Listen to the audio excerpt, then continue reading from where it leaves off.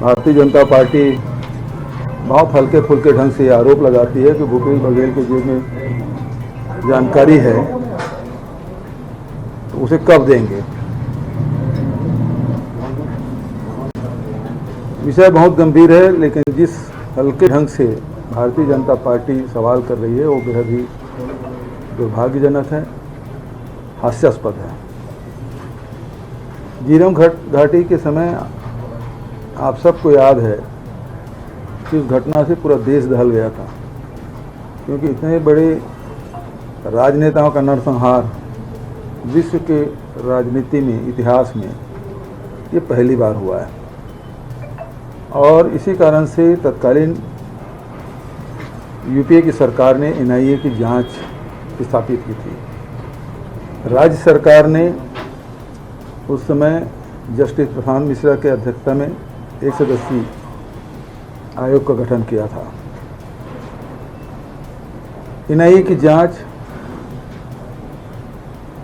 शुरू हुई और उस समय जो एफआईआर किया गया उसमें व्यापक षड्यंत्र को ध्यान में रखते हुए उन्होंने रमन्ना और गणपति को उस एफआईआर में उसका नाम का उल्लेख था।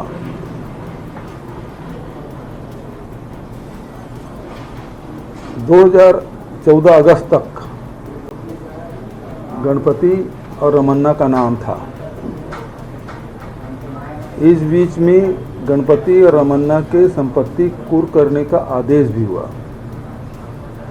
हालांकि थोड़ी बहुत संपत्ति कुर्क की गई, बचत नहीं मिला करके छोड़ दिया गया। सितंबर 2014 में प्रारंभिक रिपोर्ट एनआईए कोर्ट में प्रस्तुत किया। आश्चर्यजनक ढंग से रमन्ना और गणपति का नाम उसमें नहीं था। जो फाइनल रिपोर्ट सबमिट किया गया उसमें भी रमन्ना और गणपति का नाम नहीं था। सवाल इस बात का है कि मोदी सरकार, भारतीय जनता पार्टी की सरकार रमन्ना और गणपति को क्यों बचाए, उससे पूछताछ क्यों नहीं की गई, उसके संपत्ति कुर्क क्यों नहीं किया गया। और सबसे बड़ी बात यह है कि यदि रिपोर्ट में, एफआईआर में यदि किसी अपराधी का नाम दर्ज हो गया तो वो हटता नहीं है। भारतीय जनता पार्टी बताए कि उसका नाम क्यों हटा गया और क्यों बचाना चाहते हैं आप। आपका उद्देश्य क्या था? जो मुझसे पूछते हैं ना, पर्ची है ये।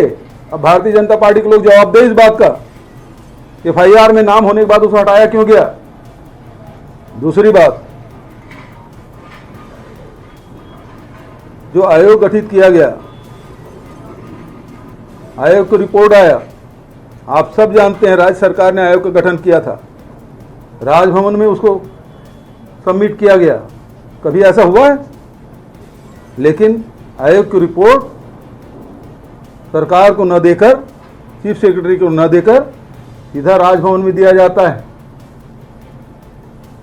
और जब हमारे पास आया ही नहीं और उसके बाद उसके खबरें चलने लगी, तब हम लोगों ने 2 सदस्यीय आयोग का गठन किया। और आयोग के गठन करने के बाद उसको स्टे कौन लेता है? उसको स्टे लेता है धर्मलाल कौशिक। और उसकी वकालत कौन करते हैं? महेश जेठमलानी, जो भाजपा का सांसद।